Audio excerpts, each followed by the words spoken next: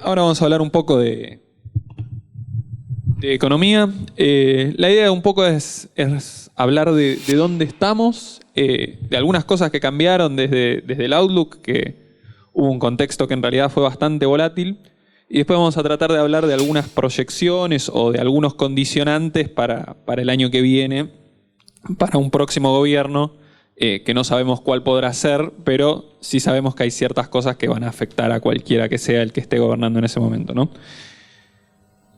Entonces, para empezar, como para poner las cosas en su contexto, tomamos este indicador que es el riesgo país. Lo habrán visto últimamente, está bastante en los diarios. ¿Qué es lo que nos marca el riesgo país? El riesgo país lo que nos marca es cuánto más que un bono del Tesoro estadounidense tiene que pagar un cierto país para endeudarse. Lo que se asume en este indicador es que un bono del Tesoro estadounidense es el bono seguro, es el que te va a pagar siempre. Cuanto más alto sea este indicador, significa que vos estás más lejos de este bono que es seguro, significa que tu país está percibido como que es más riesgoso.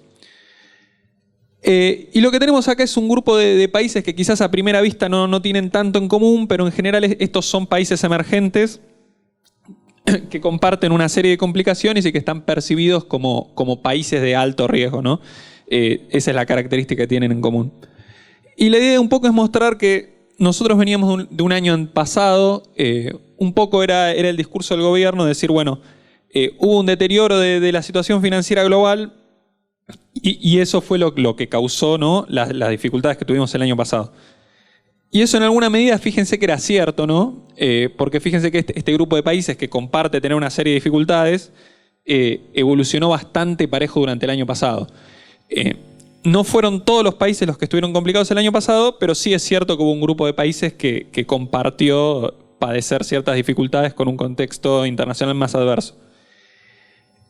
Pero fíjense lo que pasó en lo que fue el arranque de 2019, ¿no? Había arrancado 2019 con una mejora, que también fue compartida por todo este grupo de países, pero fíjense lo que fue la dinámica de los últimos meses, cómo el indicador de Argentina se separó de lo que era este grupo de países problemáticos con los que se movía relativamente de forma más conjunta, ¿no? Entonces, un poco la idea es decir, es cierto que el contexto internacional juega, nos afecta, digamos, dado que Argentina tiene una serie de problemas, pero también esto lo que nos muestra es que en los últimos meses, evidentemente, hay factores locales que están jugando también, porque nos separamos de lo que era este grupo de países con los que estábamos más o menos alineados, especialmente el año pasado, ¿no?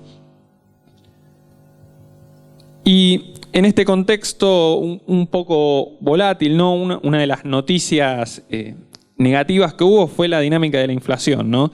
En el último Outlook, el REM, que es un conjunto de proyecciones que recopila el Banco Central, proyectaba para fin de año una inflación del 27%, y ese mismo informe, para el mes de mayo, está proyectando una inflación a fin de año de 40%, es decir, se arrancó proyectando una inflación de 27% para el 2019, ahora vamos por 40%.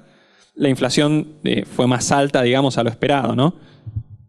Y lo otro que tenemos también, fíjense, la línea verde, es el promedio de la inflación de 2017, que es la inflación promedio de un año normal, normalidad relativa, ¿no?, para lo que es Argentina, una inflación de más o menos 25%.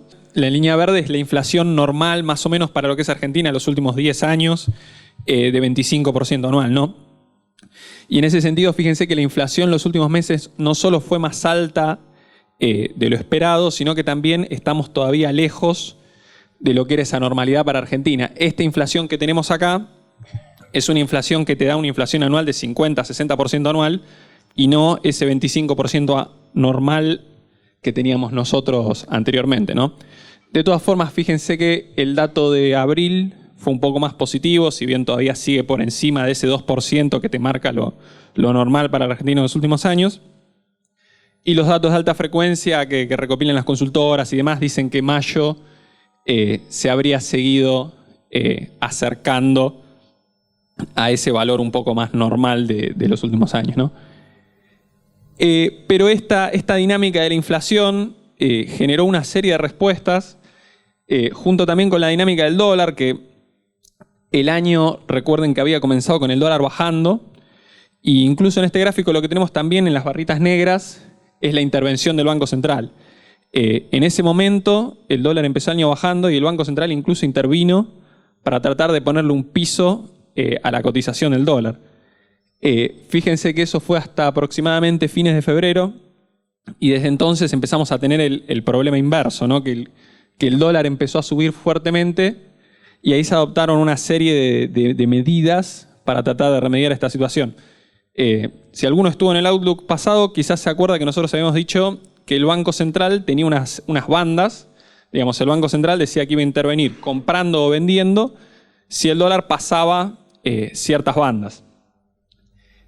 Lo que hicieron primero fue, las bandas esas se iban actualizando mes a mes, las bandas iban subiendo, porque la idea era un poco preservar la competitividad del tipo de cambio.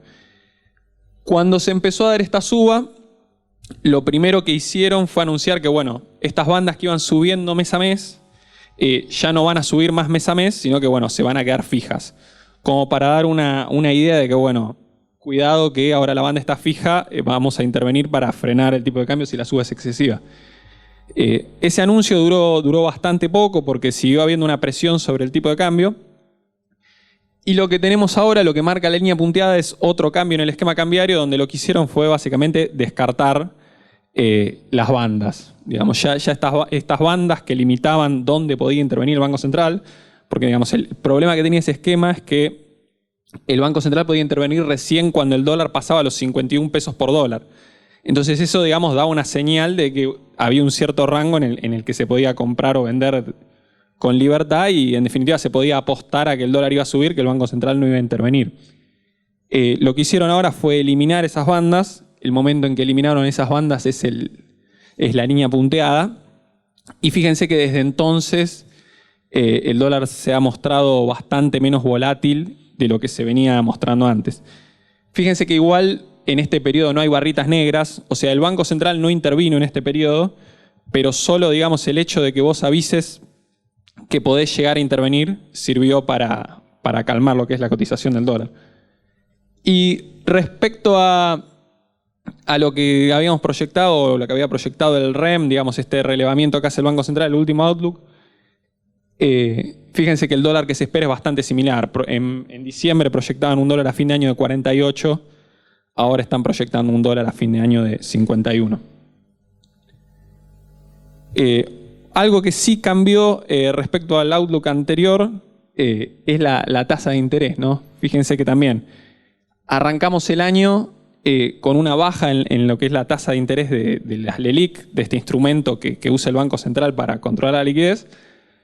Arrancamos con una baja que se dio paralela a lo que fue también la mayor tranquilidad cambiaria. Quizás no llegó a percibirse en lo que es el costo del financiamiento al que accede el productor, porque fíjense que veníamos de niveles muy elevados de 72% anual y bajamos a niveles de 44% en el piso, que igual sigue siendo algo muy elevado. Pero fíjense que esto se revirtió, sobre todo a partir de que el tipo de cambio empezó a ganar ritmo de vuelta y con los datos de la inflación que fueron peores a lo esperado, lo que hizo el Banco Central fue endurecer su política monetaria, ¿no? Porque, a ver, ¿por qué existen estas tasas tan altas?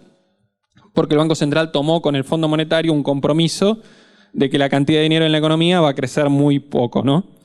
Entonces, ¿cómo hacen para que la cantidad de dinero crezca poco? Bueno, si hay dinero excedente en la economía, lo saco emitiendo estas LELIQ para que no esté en la calle, digamos. Si yo quiero sacar mucho dinero de circulación, significa que voy a tener que ofrecer una tasa muy atractiva como para que me acerquen esa cantidad de dinero que yo quiero sacar, ¿no?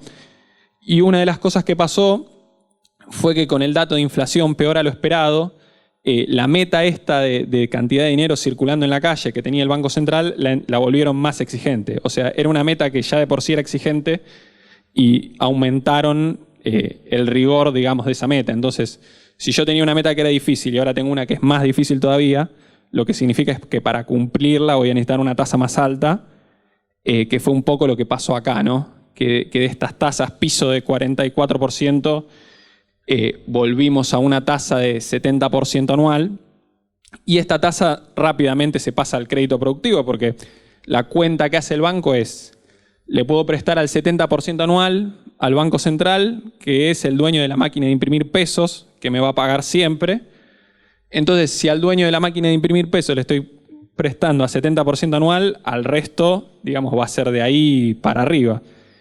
Perdón.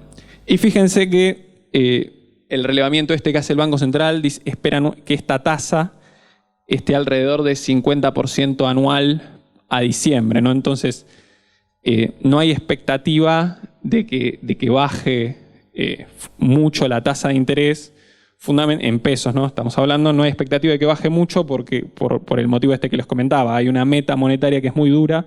Para cumplir esa meta va a necesitar una tasa muy alta que seguramente se mantenga, es la expectativa. Y otra de las consecuencias de un poco de la inflación está más alta a lo esperado. Acá tenemos datos que son del salario real, o sea, cuál es el poder adquisitivo del salario, digamos. El salario puede aumentar 20%, pero si la inflación aumenta 50%, eso significa que en realidad el poder adquisitivo no mejoró. Tenemos datos hasta febrero nada más, esto va con bastante rezago. Habíamos tenido enero, un mes de cierta recuperación del poder adquisitivo del salario por primera vez en bastante tiempo, pero ya de vuelta con los mayores niveles de inflación de febrero, que después se replicaron en marzo, no se ve todavía que haya empezado una recuperación de lo que es el poder adquisitivo en el mercado interno, ¿no?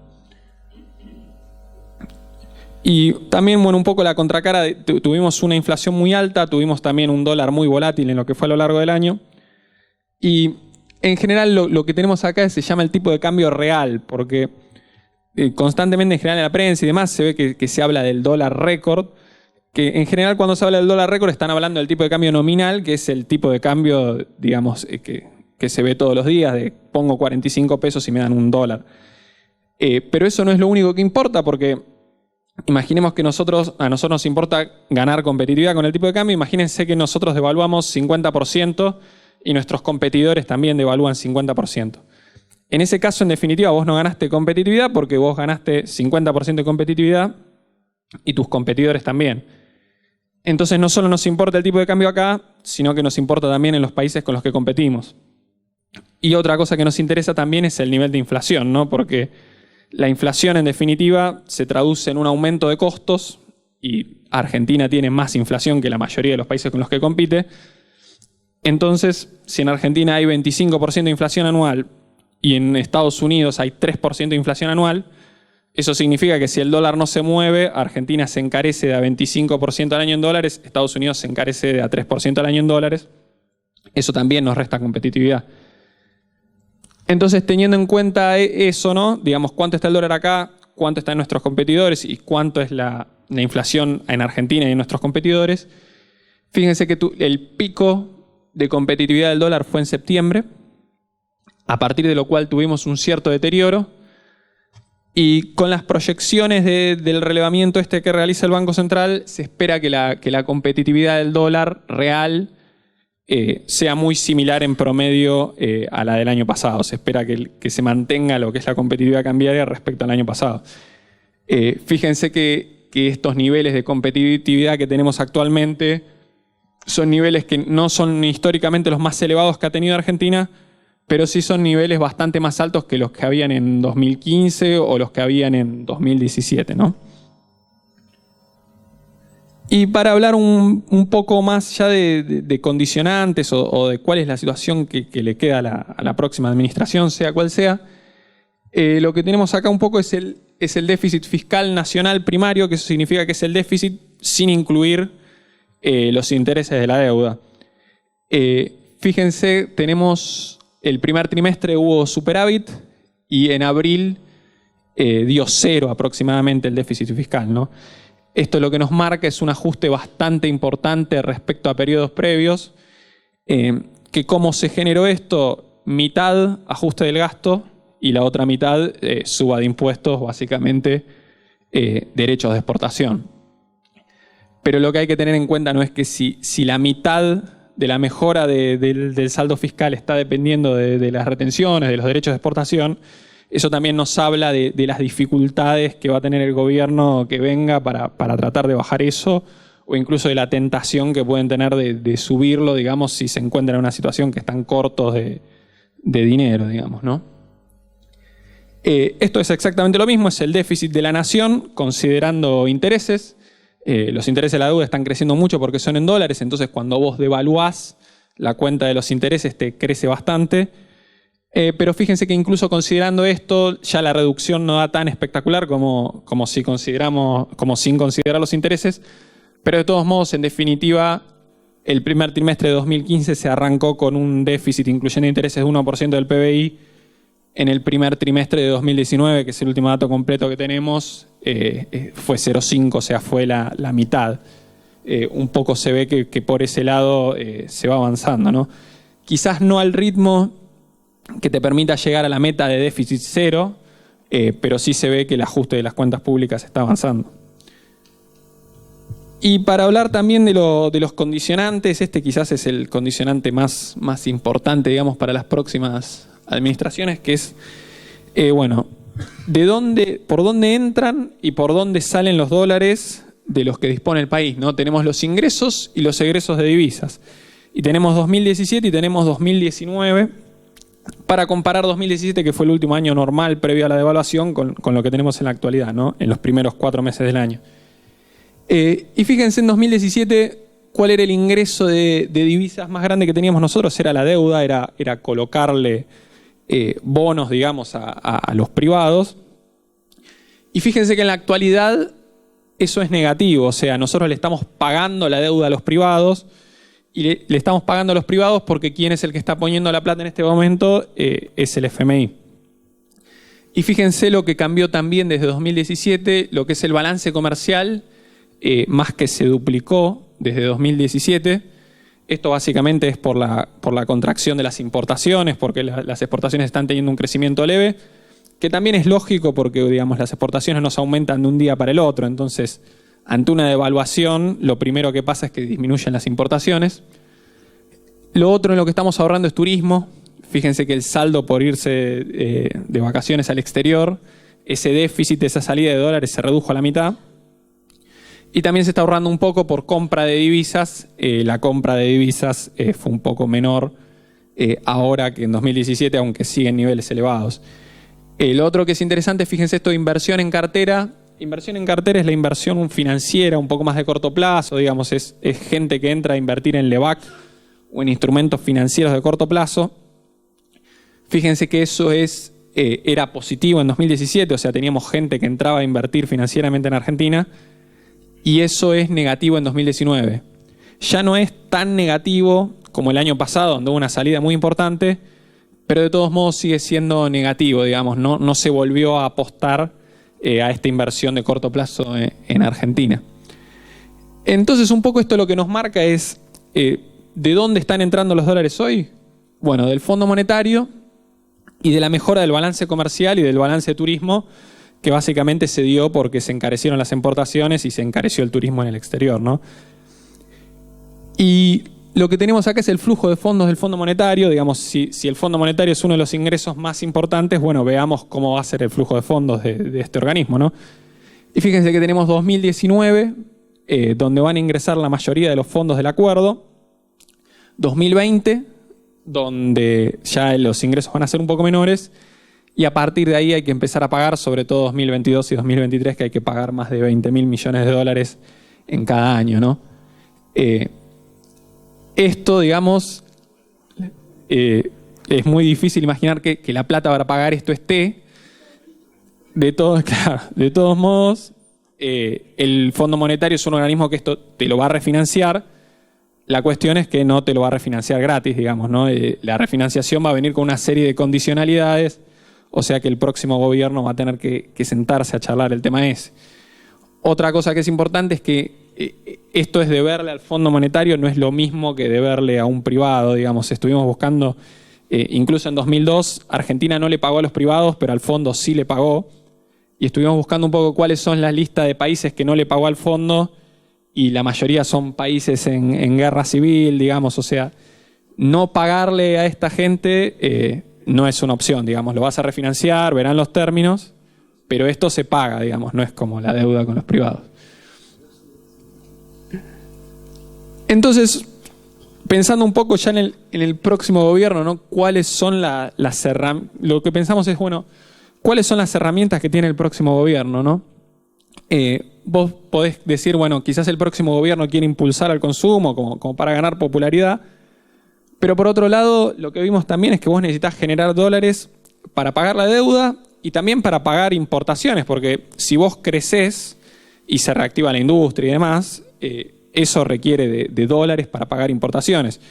Y como vimos antes, mucha de la mejora en el balance comercial, en el balance de los dólares, es porque las importaciones están retraídas y porque el gasto en turismo en el exterior también está retraído. Entonces, lo que te puede pasar es que si vos te vas muy para el lado de impulsar al consumo, en el contexto actual, eso te genere una mayor demanda de importaciones que rápidamente le ponga presión al dólar. Entonces, ¿cuáles son las herramientas para generar dólares o para impulsar el consumo? O en el medio tenemos las que pueden resolver las dos cosas. Bueno, por un lado, una de las formas con las que se pueden generar dólares es con un tipo de cambio real alto, o sea, con un dólar competitivo como el que hay ahora o incluso más alto, que eso lo que hace es deprimir las importaciones, entonces eso genera divisas, ¿no? Pero un dólar alto va a contramano de lo que es impulsar el consumo, obviamente, ¿no? Otra herramienta es un poco la que está vigente ahora, ¿no? Altas tasas de interés favorecen que te quedes en pesos o que la gente del extranjero venga a invertir en Argentina y te aporte dólares, pero también esto va a contramano, digamos, de favorecer el consumo o de favorecer la inversión, ¿no? Y después tenemos algunas herramientas como los derechos de exportación. Yo creo que la cuestión de los derechos de exportación hoy en día viene más por la parte fiscal que por la parte del consumo, pero si yo soy un político y quiero impulsar el consumo, capaz busquen desacoplar los precios de los internacionales usando esto. Yo creo que igual el principal argumento para las retenciones desde el punto de vista de los políticos es la recaudación, más que nada. Y en una línea similar tenemos los cupos de exportación, que yo creo que, digamos, obviamente poner un cupo de exportación va a contramano de generar dólares, que es una urgencia que tiene el país hoy en día. Entonces realmente para ir por este lado, para impulsar el consumo, digamos, tendría que ser una mirada extremadamente cortoplacista, digamos, ¿no? ¿Cuándo podrían llegar a usar esto? Y yo creo que el único momento, quizás si la inflación está muy alta y eso genere, digamos, una miopía que digan, bueno, necesito que un precio baje ya y vayan por ese lado, pero en otra situación realmente quiero creer que digamos que es difícil. Algo que sí parece más viable que puedan hacer es, bueno, si cuando yo impulso el consumo, el problema es que crecen mucho las importaciones y crece mucho el turismo, que traten de hacer alguna administración de esos dólares. Bueno, pongo una licencia en automática, regulo las importaciones, como de hecho ya lo hicieron en el pasado, digamos, ¿no? O pongo un impuesto al turismo, alguna cosa así, que para que cuando quieras salir afuera te salga más caro. Entonces, bueno, dado que tengo pocos dólares, trato de administrarlos. Esto sí parece más probable que se vayan a inclinar por ese lado. Otra opción es, bueno, impulso el consumo. Si tengo mucha demanda de dólares, agarro las reservas, digamos, vendo dólares para satisfacer esa demanda de dólares. El problema es que no se ve que las reservas hoy sean muy abundantes. No se ve, digamos, que pueda durar mucho tiempo una política en la que vos vendas reservas, digamos. Eso sería el principal problema de esto. Mismo si quisieran hacer algo como el cepo frenó la salida de divisas, pero también frenó el ingreso de divisas. Entonces, en definitiva, ¿cuánto tiempo pueden durar vendiendo reservas? Hoy pareciera que no es mucho, entonces por ese lado no creo que puedan ir tampoco. Para impulsar el consumo, ¿no? Digamos, también se puede hacer la típica política fiscal expansiva, ¿no? Digamos, que se ve habitualmente en Argentina. Ahí hay dos problemas. Un problema es que esto lo vas a tener que acordar con el fondo. Entonces parece difícil que el fondo acceda a esto. Pero incluso si accediera, está el problema que esto no te va a generar dólares, digamos, ¿no? ¿Y cuáles son, digamos, los instrumentos entonces que tenés más en el medio que te pueden solucionar los dos problemas? Uno es volver a 2017, cuando teníamos el ingreso de financiamiento externo que te aportaba los dólares, con los cuales vos podías subir el consumo y tenías los dólares que te aportaba la deuda. Una solución es que mejore el contexto externo y se pueda volver a colocar deuda. Con los indicadores de riesgo país que tenemos hoy, esto no sería posible, digamos, necesitarías que siga mejorando el indicador. Otra posibilidad que es, digamos, la que va a tener que abordar sí o sí, creo yo, ¿no? Un próximo gobierno es el crecimiento de las exportaciones, digamos, a largo plazo, de dónde salen los dólares genuinos de un país, de las exportaciones. El problema de esto es que esto requiere acuerdos comerciales, requiere toda una serie de pasos, requiere inversiones que no se dan de un día para el otro, pero a largo plazo, sin dudas, un próximo gobierno va a tener que ir por este lado, creo yo. Y otra posible solución que podrían tener para salir un poco de este dilema entre necesito generar dólares, pero también quiero impulsar el consumo, es una suba en el precio de las commodities, que eso sí, si tuviera una mejora muy fuerte, digamos, en los precios internacionales, ahí sí tendrían un ingreso de dólares que es rápido y los ayudaría un poco a relajar el dilema actual, ¿no? Y bueno, eso sería un poco el contexto macroeconómico y los dejo con Matías Bodín.